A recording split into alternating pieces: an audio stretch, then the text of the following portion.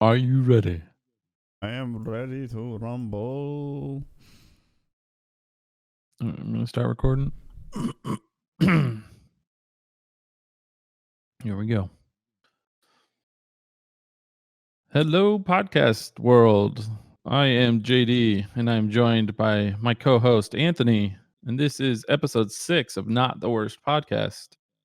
We have a lot to talk about today, but not a whole lot in the way of intro, I guess. Anthony, do you got anything you want to say to the people? Can't believe we made it 6 episodes already. It was 6 weeks straight. I know. We've stuck to it. We're doing pretty good. Yeah. We got to get it on a better schedule of finishing the podcast. But, other than that, at least we're recording it every day or every week. Yeah. That's good. Gotta get it So, up and cool. running properly. Yeah. Well, I'm just amazed we have had content every week, but I guess there's always new stuff coming out. So, that's good. More downtime at home makes it easier to look these things up, too. Yeah, it does. It definitely does. And, for me, it's looking after my son. He kind of just runs into walls on his own, so I spend that time looking on my phone for things to talk about. So, yeah, makes it easy. That was really bright. Wow, yeah, pretty bright for our audio listeners. It was really bright. It was. Sorry, guys. So, I guess we'll just jump right into our topics this week. The first one we're going to talk about is HomeCon. With all the coronavirus stuff going around, a lot of things have had to be canceled. We've talked a lot about sports being canceled and other events like conferences for developers and stuff like that have been canceled, but also conventions.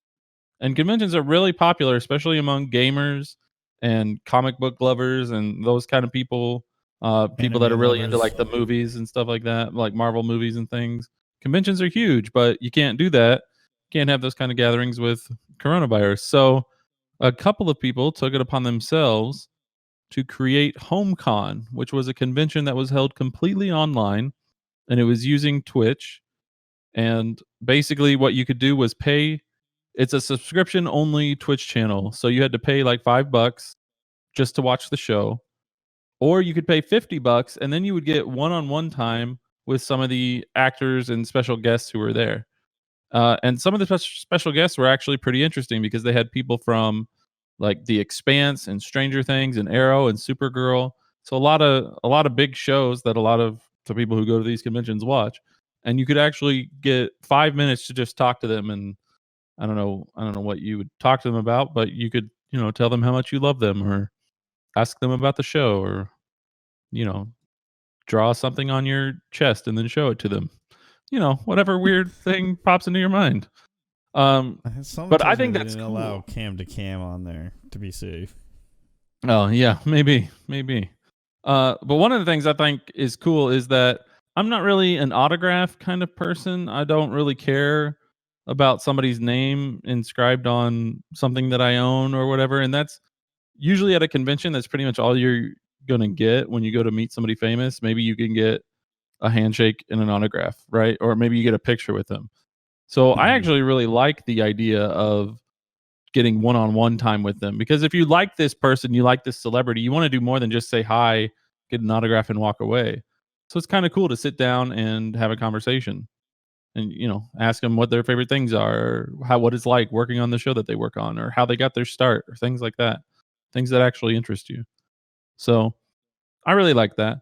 And more than just having guests, uh, like any convention, there were panels and things like that. They even announced new content, like the show Wyona Earp announced its new season and showed off like a trailer for it. So that kind of thing was pretty nice. It makes it feel like an actual convention, and then you don't have to deal with the lines or the smelly people or getting your wallet stolen in the crowds or any negative thing that might come along with a convention. You didn't have to deal with that. So I think that's pretty cool. Yeah, it was really cool. And I might have missed it because I was actually trying to find out how many viewers it drew in because we're actually talking this in past tense because unfortunately we missed it. We didn't think about actually checking it out, and it would have been kind of cool to do. But they were, if you pay $50, you got 5 minutes to talk to some of the panel members, and um, I should have done this before we started. I was trying to look at the complete list of everybody who was on there, but the Batwoman from crap, what is that? CW's Batwoman show was there. They had the voice actor from Assassin's Creed, and some other Assassin's Creed voice actors were part of the panel, and so you could not only and JD and I were talking about this before we started the podcast. We don't know too many conventions where you actually got to talk to the people individually, like one-on-one. They had always the Q&As where people in the audience raise their hand and ask a question, and then the people on the panel answer those questions. But now with this, you pay $50 and you were able to talk one-on-one with, I don't know if you got to choose who you got to talk to, or if it was just random. I would imagine so. I would imagine that's what you are donating. You're paying $50 probably for a specific person.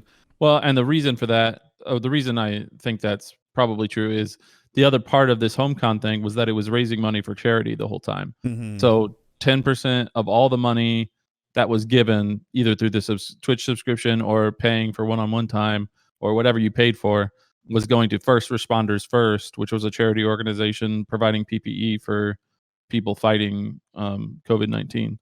And then some other part of the money was going to the actors' charities of choice. So a lot of these actors were doing this so that they could raise money for a charity. So I'm imagine when you donate the $50, you're basically picking your actor and they're picking their charity that they want the money to go towards.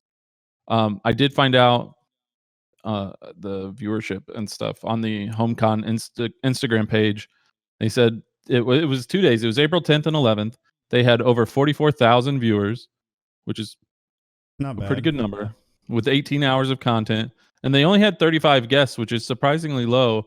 But I think that's just because it's the first time, and it took a while to get the word out about it and stuff like that.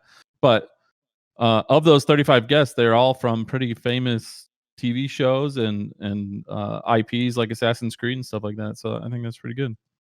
I think they even said that the actress from Batwoman, and I think the voice actor from Assassin's Creed is one of the ones that suggested this as an idea to do. I don't know how much planning time they had to do this, but yeah, 44,000 from, I'm assuming it was a little time. They didn't really, like, an actual convention takes like a year to plan. Right.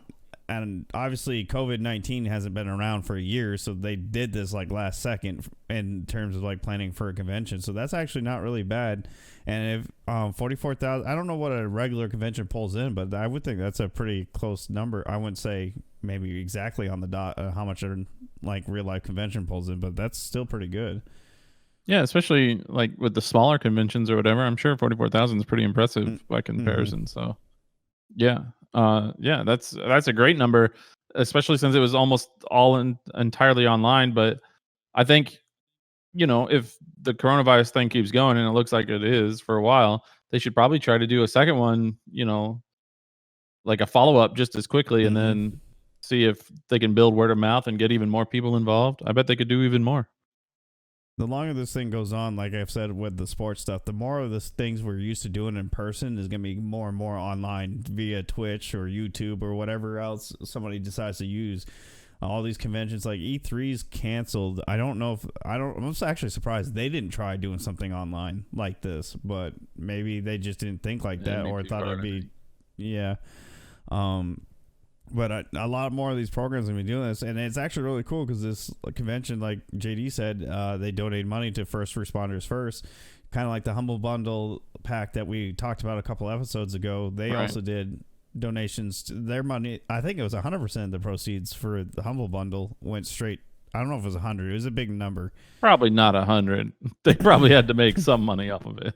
Yeah. But yeah, I think it was a pretty big proportion of that, because I think it was specifically designed for that, and so yeah, I think a lot of it did. Yeah, and I know they raised almost $7 million. I did it off the math. I couldn't find the final numbers, but they sold over 208,000 packs or bundles. And if everybody just did the $30, I mean, that's not taken into consideration the people that paid just $5 for a couple of games, or the people who paid more to get a little more, they pushed about $7 million just if Yeah. every so. It's really cool. A lot of more people. I just heard, actually speaking on the same line, the CEO of Twitter, Jack Dorsey, is donating a huge portion of his salaries towards COVID. So you're seeing a lot more of this going on.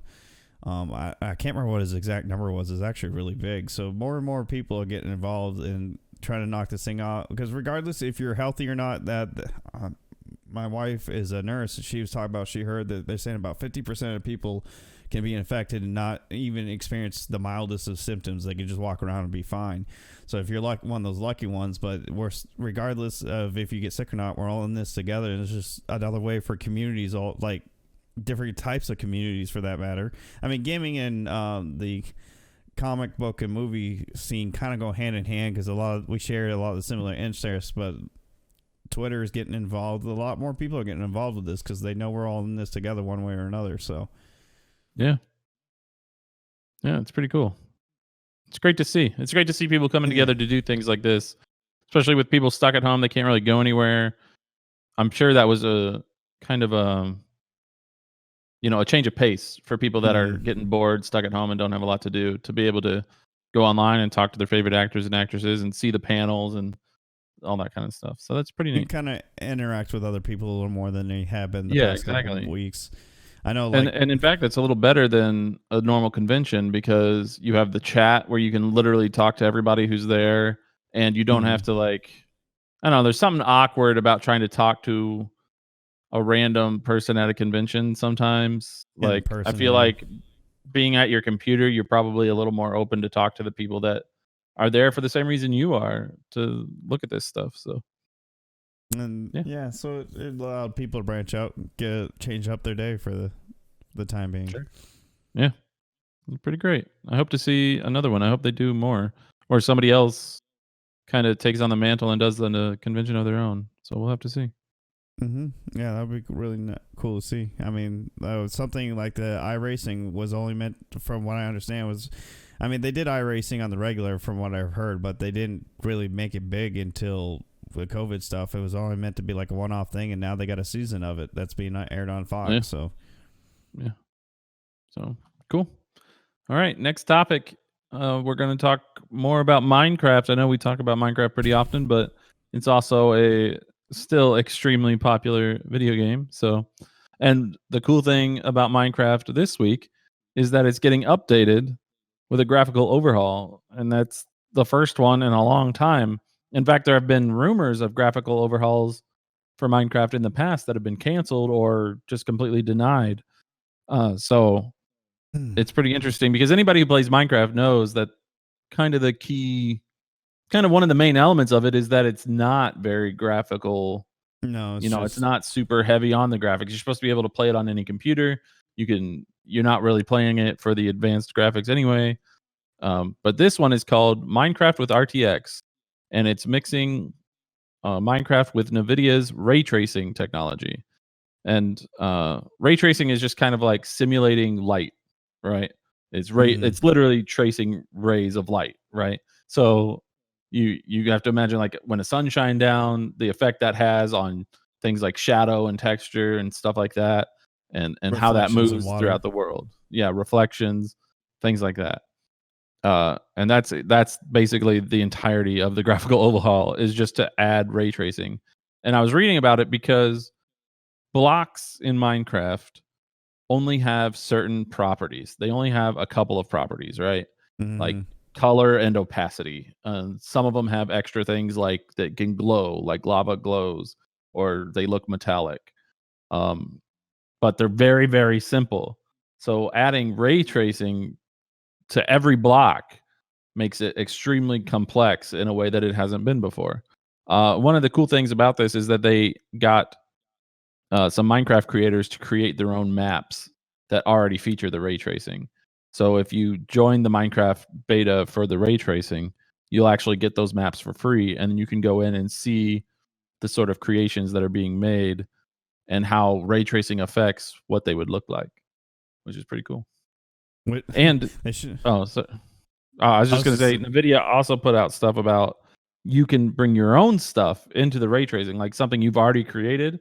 They've made steps for you to add the new graphics to your own creations to see what they look like.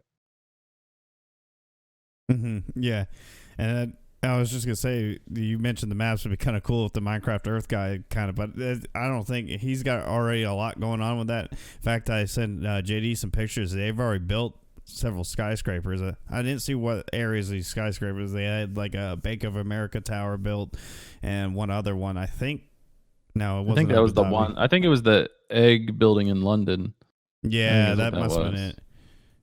Yeah. So it'd Yeah, be it'd kind be of neat. interesting if they put ray tracing on those to see how that affects it. You could literally add you might be able to even add like a day and night cycle to Minecraft Earth with ray tracing and That then would be have cool. it. That would be pretty cool.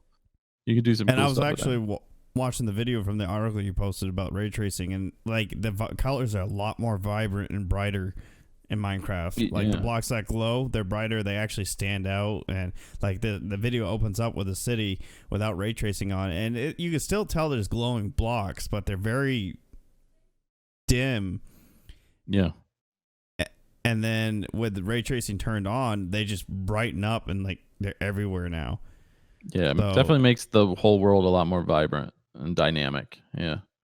Yeah, and it's weird like before you kind of had to fake it with manipulating light or creating windows in a house kind of thing, but now you'll actually be able to see how you're building that window, how the light is being impacted by where it's shining into the home and where it's not and things like that. So you can actually build more complex structures just based on how the light affects it, which is mhm. cool. And a lot of people did like a lot of artistic things too in Minecraft, and now they can have more detail with those things. Mhm. Um, like my dad built the USS Enterprise in his world, and then somebody wants to, they can have the nacelles actually glowing now, even have phasers shooting off from it, and ray tracing will be able to add more detail to the hull of the ship and all that. So it'd be Yeah, really cool. sure. Yeah. So in order to get this, obviously you need Windows 10 Minecraft. You need the game, duh. But you also are going to need a NVIDIA RTX GPU, which is pretty much any of their newer of the 2000 series. So like I have the RTX 260 or 2060. I think that's your brother has the 2060 Super. So you're going to need one of those RTX GPUs I to think it's get gonna be the access to. TIs, the 2060 TIs or something like that. Because I think the 2060s are just the new graphics cards, and the TIs are. I could be wrong. I might be wrong. And the Your TIs what? are. What are you saying? I What are you was saying? saying the cards probably need 2060 or 2060 Ti. No, they just need it just needs to be in the 20 series. So Oh, there's it like doesn't have to. Okay. RTX 2060, RTX 2060 Super, RTX 2060 Ti, RTX 2070, RTX 2070 Super, Okay. RTX 2070 Ti. So it's 2060 to RTX 2080 2080. series. Yeah. Yeah. Yeah. So you're going to need one of those obviously because this is the ray tracing comes from the power of that graphics card. hmm So you're going to need one of those. Nvidia is the only one that can do it, right? Like AMD's don't. No, I mean as long as it's an RTX 20 series. Yeah. It doesn't matter who makes it. Okay. Nvidia makes the RTX 20 Yeah. series, Yeah. but Yeah. plenty of manufacturers create their own versions. Yeah, Okay. yeah. So like mine's an Which. EVGA, Oh, so okay. mine will work. Just fine. Yeah, yeah, And then, and which is RTX was, they were really hoping for it to be this big thing. I remember when Battlefield 5 came out, and that's what they kept, like, all they would talk about when Battlefield 5 came out was like, look at the ray tracing in Battlefield 5. But when they actually implemented it in Battlefield 5, it almost destroyed the game to the point where people couldn't even use it. So nice. yeah, the game looked pretty, but you were definitely not playing anything. Yeah. They Well, were ray talking about. tracing is definitely super intensive, and I don't think it's Mm-hmm. like Minecraft. It can work on because Minecraft's simple, but especially for multiplayer, where graphics aren't really the key, it's gameplay that's the key. If it's going to slow down the game too much, I think that's a problem for Yeah. sure. And Battlefield So, 5 was already an intensive broken game because EA breaks um, games now. So yeah, I mean Battlefield is a stupid series, and you shouldn't like it, so it's fine. It's whatever. But yeah, ray tracing Yeah. is now it's getting more refined, and more gaming developers are getting into it. Yeah, that's part of it too. Sure. Yeah, they needed time to get the bugs out. And Minecraft, a game that how long has it been out? I remember when we first started playing it on Xbox. It was a long time ago. Yeah. And now you're seeing this game get new life breathed into it. I mean, they're always coming out stuff because they got Minecraft Story now. Yeah, they did like the story mode. They brought it out on mobile. They got all these different ways of doing it. So yeah. But yeah, I mean, it's been out what, like 10 years probably? Mm-hmm. At least. Crazy. At least, yeah. Could have been earlier. Crazy. All right. Next topic. I think now we're going to talk about this one. Yeah, I'm super excited about this one. I could talk about this one for a long time, but we don't have that much time on this podcast. No, we do. But I do want to talk about Dune. We just got our first big look from Vanity Fair of the new movie Dune. And it's a huge epic production.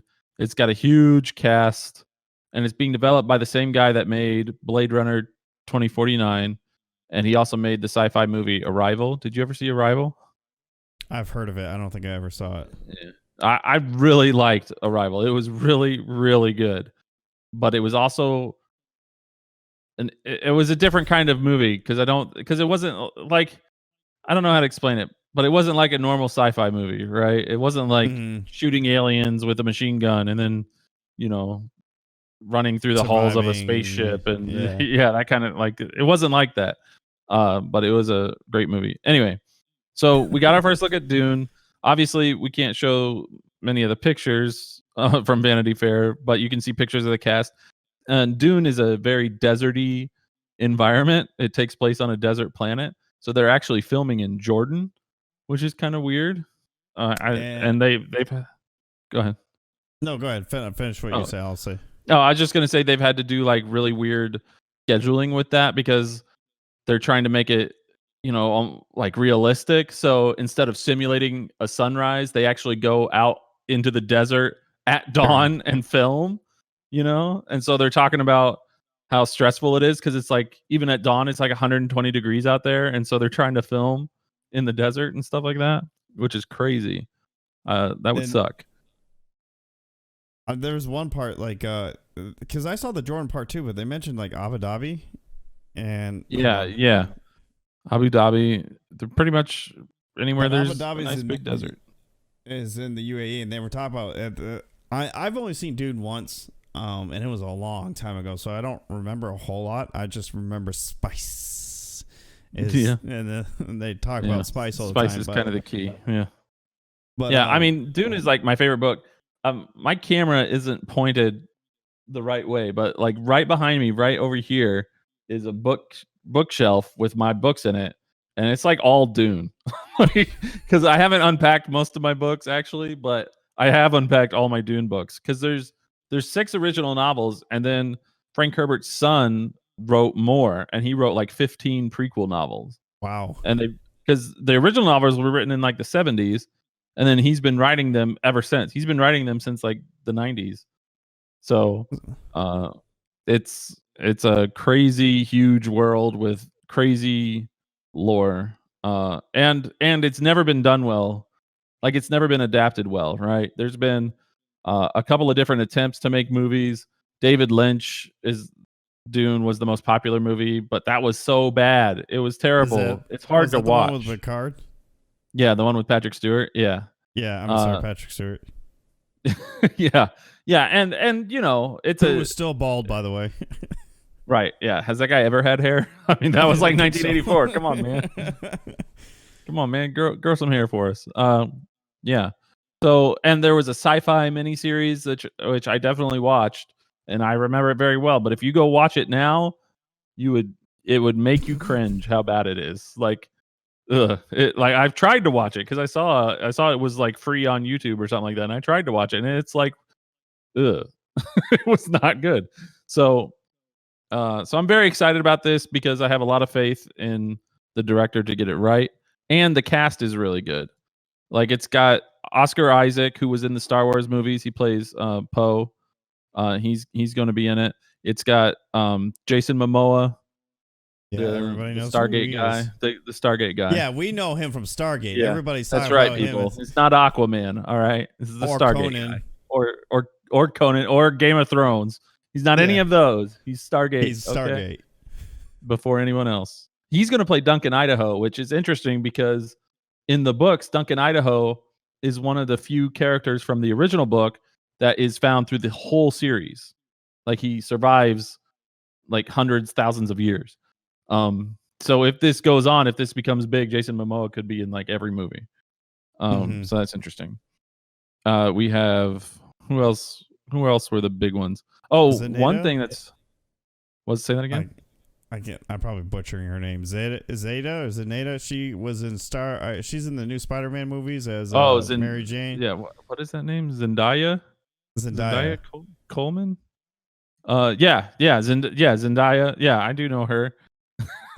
We're probably butchering that name so bad. We so really are butchering that name. Yeah, that's terrible. Who else was in it? Who's that guy from? Oh, Dave Bautista, the guy from Guardians of the Galaxy, the big dude. Is he really the, like in it? rock dude? Yeah, he's in it. He's playing one of the bad guys actually. So that's gonna be interesting. Yeah. And also, this isn't really. I don't know who this person is necessarily, but the interesting part about this is in the books, there's a lot of men, right? It's a book about men in power. So there's a lot of men. I guess the director said that he didn't like how many men there were. So actually one of the main characters named oh man, I can't believe I forgot the name. He's like this doctor on Arrakis that came there before everybody else and was like planting water throughout the desert or something. But he was a big character in the books. Is actually being played by a woman, which I think is very, very interesting. So we're definitely seeing some changes to the story, and we already are aware that there's going to be changes. And that's the other thing I want to talk about. Sorry, I'm really excited. You can tell. No, that's fine. How much I want to talk about it. Like I want to talk about all this stuff. It's gonna be curious though, because I know a lot of diehard fans in any franchise get really upset if you mess with the source material too much. So, yeah, and that's got to be a fine line to walk because you're right. And Dune's been around so long, messing with it is, it's like changing a religion. Like it's not a good idea. I mean, the movie, the one with Patrick Stewart was a cult classic. So meet the uneducated who've never read the books. I've seen them, never read them. But I know a lot of people like the old movie just because it's a cult classic. So that's going to be right. Yeah, it's one of those movies where it wasn't great, but you kind of watch it because it's kind of bad. Like it's got that mix to it. Yeah. It's 3 hours long, too, isn't it? But that movie changed things too. That movie changed some of the plot. Yeah.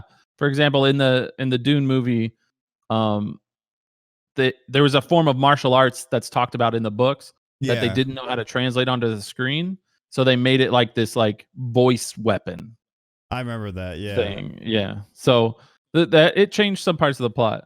And what this movie is hoping to do, which I think is really interesting, the problem with Dune, the reason it sucks when it's put on the screen and made into TV shows and whatever, is because there's just so much.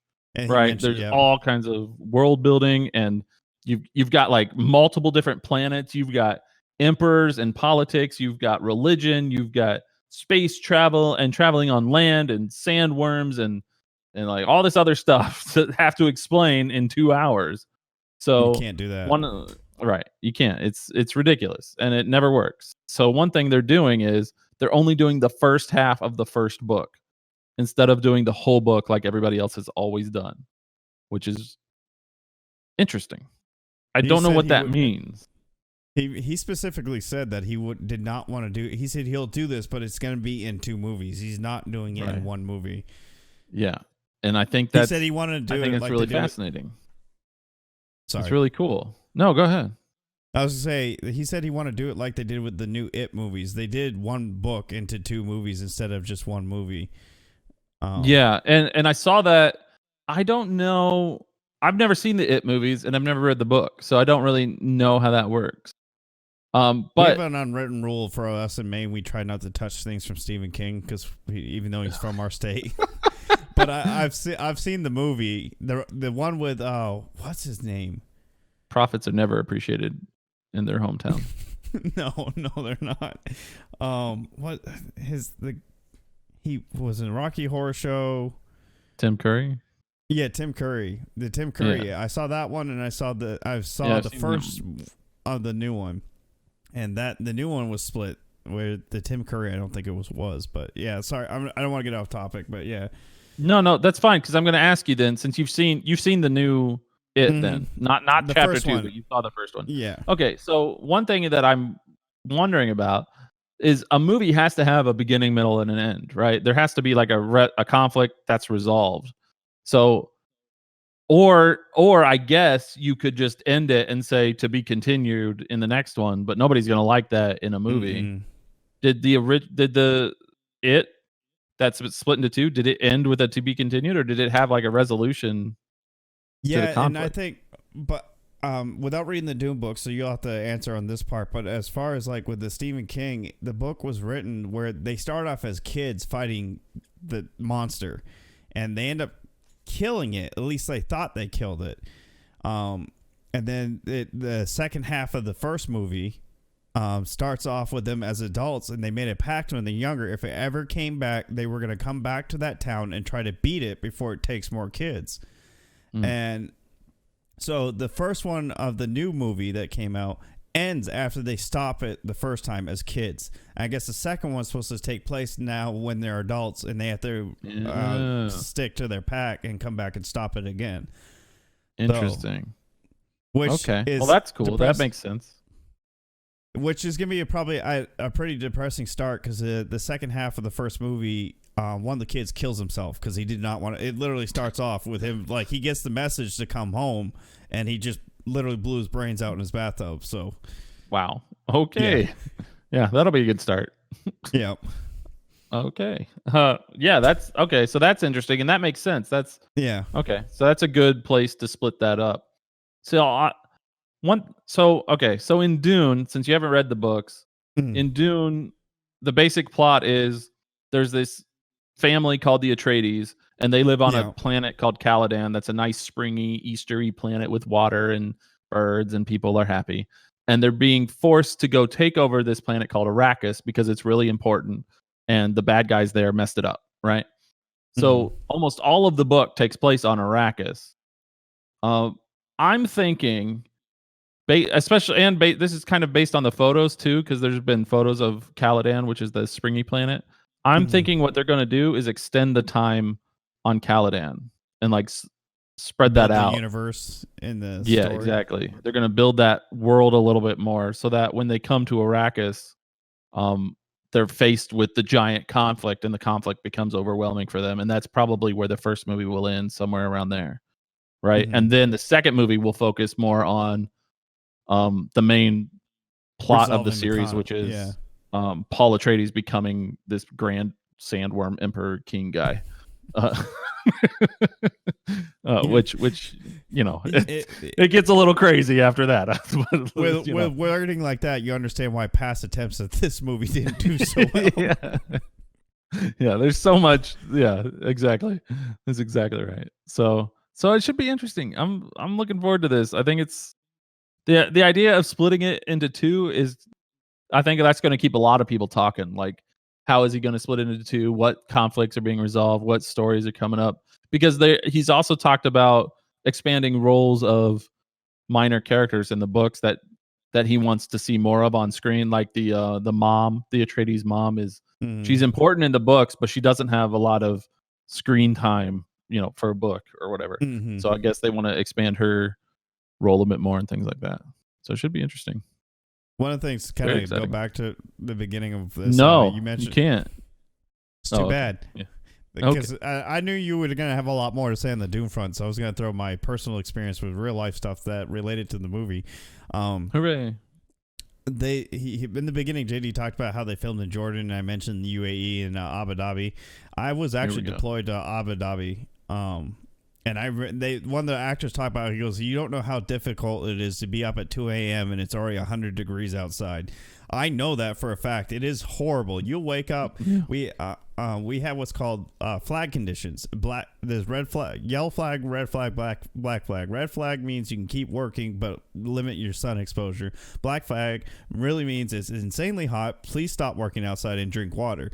I mean, that's like the layman's terms of it. Like, I think it's like 10-minute work cycles with 30-minute breaks or something like that is what's supposed to happen when it hits black flag. And black flag always happened around the high 90s. Well, it was black flag before I got to work at 7 o'clock in the morning every day when I was in the UAE, because you would easily hit 100. We also had the triple. Well, it'll be 100 in the hundreds, and the humidity was 100%. I know a lot of people keep saying that's impossible. That means you're swimming. Well, you pretty much are, because you walk outside and you're just drenched as soon as you walk outside because it's so humid. So I can only imagine what these actors had to go through. And they were talking about the suits they had to wear, because they're supposed to be in the books. They're supposed to be suits that retain moisture from breathing and talking and walking. Right. And those and like you see those pictures. Did you see the pictures of those look terribly uncomfortable. And like, 100-degree weather? That. Right. That looks awful. I would not want to wear that in 100-degree weather. Yeah. So one of the guys is, they're like, in the book, these are amazing and life-saving suits, but in real life, they suck. Yeah. If they worked like they did in the books, sure, I'll take that. But yeah, they definitely, as costumes, they look terrible. Yeah, I would not want to be doing that. Yeah. And just imagine that with the suits and the makeup, and you're traveling with a whole crew, so people are carrying things and moving things around, and you have to do it. You have to get the timing right. So you're either redoing it 90 times or you're doing it really fast. Like, that just must be miserable filming. Like, I would not want to do that. I gotta give him props for his dedication, trying to get it as realistic as possible, though. So, yeah, exactly. Yeah, I guess if they're going for the realism, they're going for the scenery of it. Then that's great. Better to do it that way for the the movie, I guess. Yeah, and that's that's acting, right? Yeah, one of the actors even said when they were standing on the dunes overlooking the sunrise in Jordan, they said it was actually almost surreal, like they weren't on Earth anymore. They were actually on another planet. He says this is like something you would think what another planet would look like in our universe, but this is actually here on Earth. So it's crazy. Yeah, it's crazy. Cool. All right. Yeah, I could keep talking about Dune. There's a lot of, especially with this Vanity Fair article that just came out, there's a lot of really good information about it. Did they mention the cool pictures of it? No, I don't think it's really even close. And this is one of the things that I've been concerned about was this getting canceled because of coronavirus? Because a lot of movies got delayed or canceled. I didn't see any mention in this article even about coronavirus. And I haven't heard any news regarding it about it. Yeah. Maybe it's too hot for the virus over in the Middle East, so they don't have to worry about it. Maybe they found the cure. They killed it with 120-degree acting. Good job, guys. Solved it. Yeah. And those still suits. Yeah, that's right. The still suits are keeping them safe. Good job, buddies. Yeah, I haven't heard anything about that, and I'm sure that's probably why they haven't mentioned a release date or anything either, because they probably don't want to have to delay it. Yeah. So, it'd crazy. Be interesting. I definitely, like JD said, check out the Verge's article. I'll have it in the video description on YouTube when I post this. The photos are impressive. And the photos look really good. So definitely Jason Momoa looks crazy. There's a picture of Jason Momoa like in like a fighting stance, like climbing a sand dune. He looks a little wild. I think he's lost it. I missed that one. I'll have to look at that one. Yeah. So, all right, that's it. We're done. Another show, episode 6. Down the tubes. You guys survived it. We're getting better. We're getting less and less under an hour. So. I like it. We're getting tighter. We're covering our topics. We're getting the good stuff out there, having some nice discussion, and we're getting off, which is great. We don't need to be going 90 minutes.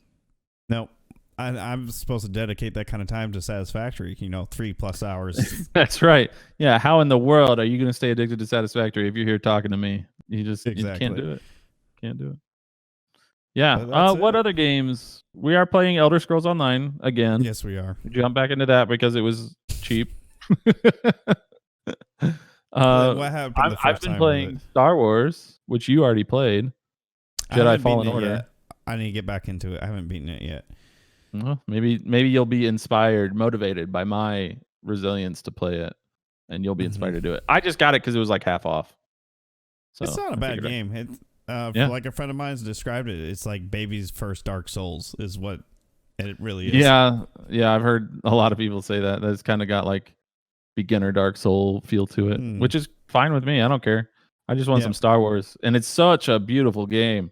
It is. Like everything in that beautiful. game is, it's crazy. I've only played like the first level and a half, and it's crazy good looking.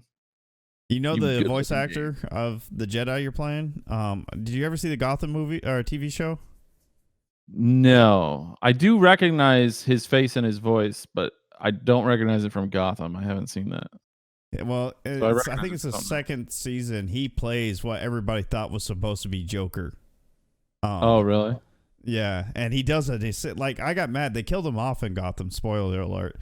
But I thought he was perfect as Joker, and I was hoping they keep using him because Joker's supposed to be Batman's arch nemesis. But no, they. So I was kind of excited to see him in this game because, I mean, he's not hitting that level of acting like he did as Joker. Sure. But, right. Yeah. So what? Well, now I got to know. I know I'm probably spoiling anybody who hasn't seen Gotham, but what was he if he wasn't Joker? He was the They're trying to. I stopped watching after this third season. They're hinting at he's supposed to be the inspiration for the real Joker. Supposedly, he had a form of madness about him that started infecting, but kind of like the new Joker movie that just came out with Joaquin Phoenix. I haven't seen that one yet, but from what I understand, his what he did, it started inspiring people to act out, and that's what's happened with this kid that played Joker. They went as far as to give him the scar, to give him the permanent smile and everything, but I was like, oh, so he's totally gonna be nope. So, interesting. I don't know if they're gonna go into a real actual Joker or. So he's kind of the precursor.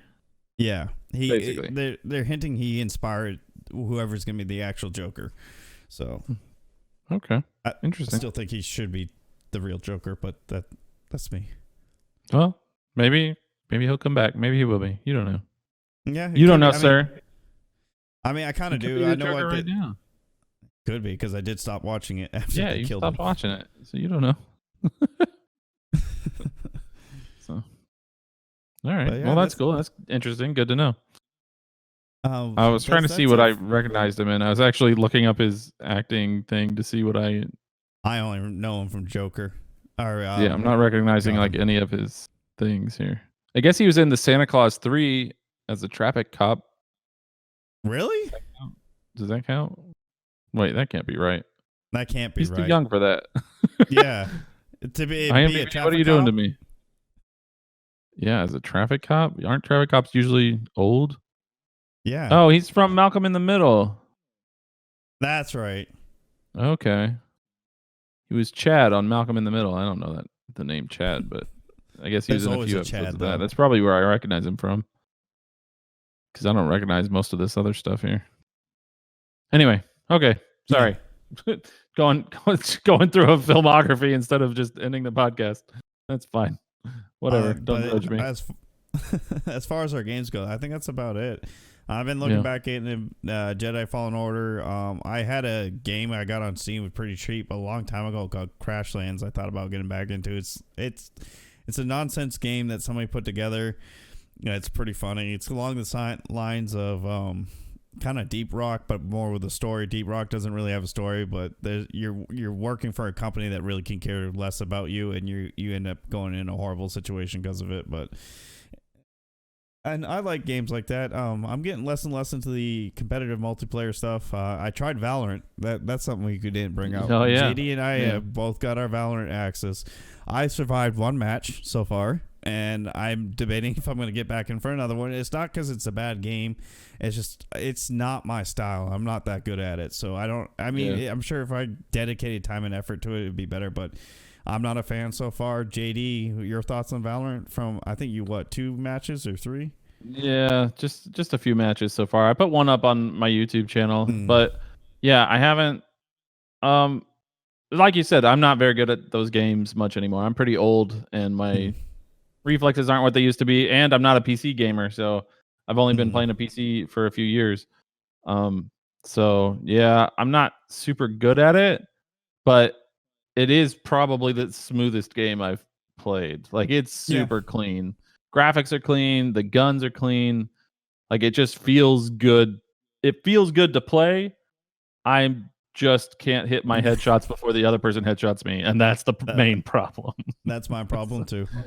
Yeah. So unless I can find one of the characters one of the agents who has abilities that I can use effectively to gain an advantage, like if I can prioritize my abilities to beat them over their gunplay, that would probably get me more into it. I just haven't been able to do that quite yet.